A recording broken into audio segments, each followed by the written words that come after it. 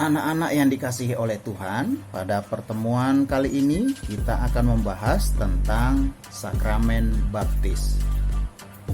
Setelah mempelajari materi ini, kamu semua diharapkan dapat menyebutkan arti dari sakramen dan jenis-jenis sakramen. Ada 7 sakramen dalam gereja Katolik. Khusus sakramen baptis yang kita bahas pada pertemuan ini, kamu diharapkan dapat menyebutkan tanda atau simbol apa yang digunakan dalam sakramen baptis. Kemudian mengetahui forma atau kata-kata yang digunakan dalam sakramen baptis. Ada beberapa jenis baptisan dalam sakramen baptis. Kamu diharapkan dapat mengetahui dan menyebutkan jenis-jenis baptisan dalam sakramen baptis itu. Perhatikan dan simak baik-baik penjelasan tentang sakramen baptis ini, agar kamu dapat sungguh-sungguh memahaminya dengan baik. Selamat belajar, selamat menyimak. Tuhan Yesus memberkatimu. I'm just sitting here, I got time, it's clear to see. From up here, the world seems small. We can sit together, it's so beautiful, you and me. Meant to be in the great outdoors, forever free.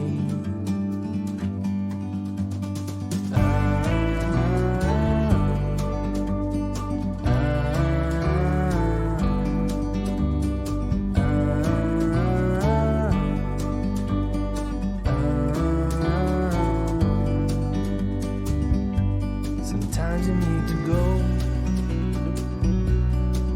and take a step back to see the truth around you. From a distance you can tell.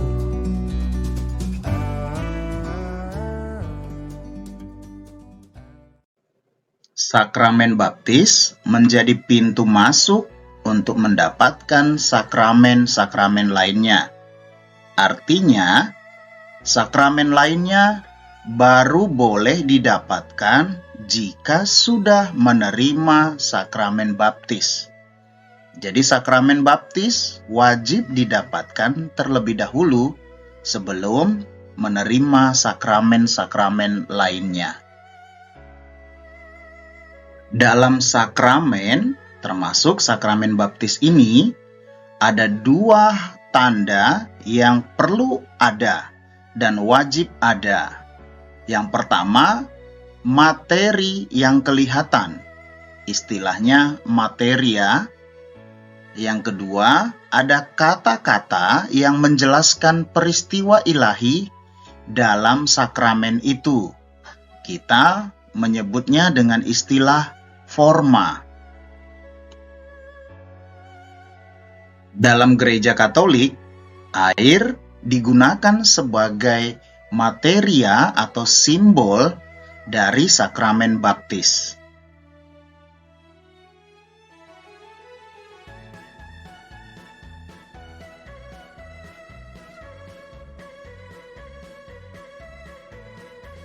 Kamu tahu atau tidak mengapa air digunakan sebagai simbol dalam sakramen baptis? Dalam kehidupan sehari-hari, air mempunyai 2 kegunaan pokok. Yang pertama, menyegarkan atau menghidupkan. Misalnya, kalau kita sedang kehausan, air digunakan untuk melepas dahaga, sehingga kita kembali merasa segar.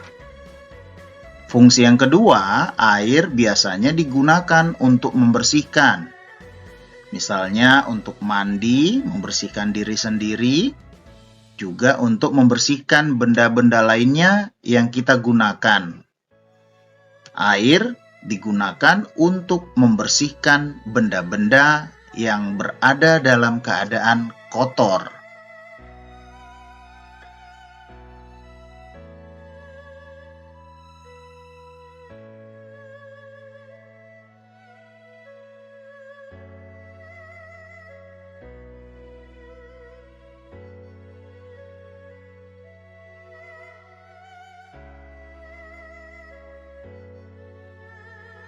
Dalam kitab suci, kita bisa melihat bagaimana Yesus menggunakan air sebagai simbol atau tanda, juga menjadi sarana yang menunjukkan keselamatan Allah kepada manusia.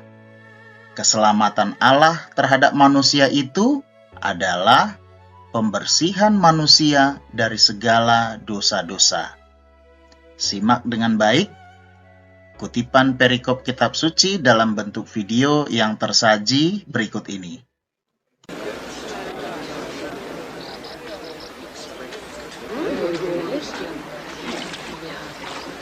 Katakan, engkaukah Kristus?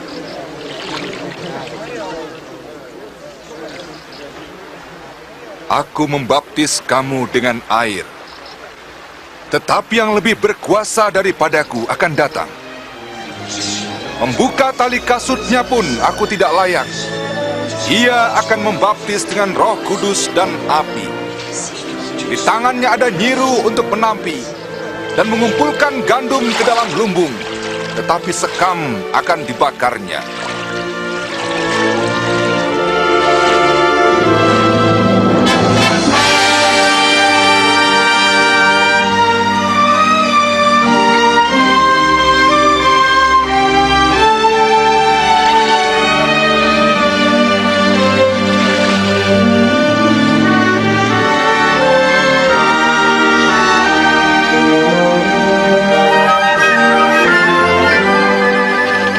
Kudus turun ke atas Yesus dalam rupa burung merpati.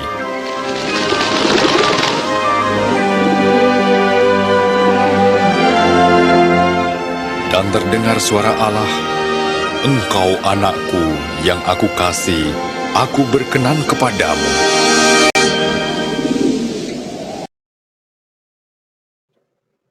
Gereja Katolik mengajarkan bahwa orang yang sudah dibaptis akan memulai hidup yang baru sebagai orang Katolik, murid Yesus, pengikut Kristus, yaitu dosanya diampuni, menjadi anak-anak Allah, menjadi saudara dan saudari dalam Kristus, dan sekaligus menjadi anggota gereja. Dalam tradisi gereja Katolik juga, orang yang sudah dibaptis biasanya menggunakan nama-nama baptis. Nama-nama baptis itu biasanya diambil dari nama-nama orang kudus atau santo santa. Contohnya Stefanus, Francisca, Bellarminus, Williams, dan lain-lain. Dalam sakramen baptis, ada beberapa benda atau materia yang digunakan. Yang pertama, air sebagai simbol kehidupan dan pembersihan. Yang kedua, ada kain putih sebagai simbol kehidupan yang baru. Yang ketiga, ada minyak krisma yang menjadi simbol kehadiran Roh Kudus. Dan yang keempat, ada lilin yang menjadi simbol cahaya Kristus yang menerangi kehidupan orang-orang yang baru saja dibaptis. Dalam sakramen baptis, ada kata-kata yang digunakan, istilahnya forma, yang diucapkan sebagai tindakan baptis. Tindakan baptis ini maksudnya tindakan yang menjelaskan peristiwa ilahi atau tindakan Allah. Kata-kata atau forma yang digunakan adalah ketika pembaptisan, menyebutkan nama baptisnya, lalu kemudian menyebutkan kata-kata, "Aku membaptis kamu dalam nama Bapa dan Putra dan Roh Kudus," dengan menyebutkan nama baptis pertama kali di depan. Contoh, Stefanus, "Aku membaptis kamu dalam nama Bapa dan Putra dan Roh Kudus." Dalam gereja Katolik, ada beberapa jenis baptis dalam sakramen baptis. Jenis-jenis baptis ini sesuai dengan kondisi atau keadaan orang yang dibaptis. Contoh yang pertama adalah baptis bayi atau baptis anak. Baptis ini diberikan pada orang atau umat pada saat bayi atau anak-anak. Jenis yang kedua adalah baptis dewasa. Baptis ini diberikan kepada umat ketika mereka dibaptis pada usia dewasa. Ada juga jenis baptis darurat, yaitu baptis yang diberikan kepada orang yang pada saat hidupnya dalam keadaan kritis atau hampir meninggal dan pernah ingin dibaptis secara Katolik. Ada juga istilah baptis darah yang diberikan kepada orang yang sudah meninggal karena mempertahankan imannya sebelum dia dibaptis. Dan yang terakhir, ada baptis rindu, yaitu baptis yang diberikan kepada orang yang sudah meninggal bukan karena mempertahankan imannya, tetapi dia ingin dibaptis ketika masih hidup. Nah, setelah menerima sakramen baptis, maka umat Kristen mendapatkan tugas sebagai umat Kristen. Yang pertama, hidup sebagai orang Kristen yang baik, yaitu mencintai Allah dan sesamanya, dan taat kepada perintah Allah. Yang kedua, bersama-sama dengan gereja ikut serta berpartisipasi membangun masyarakat dengan rukun, jujur, dan adil.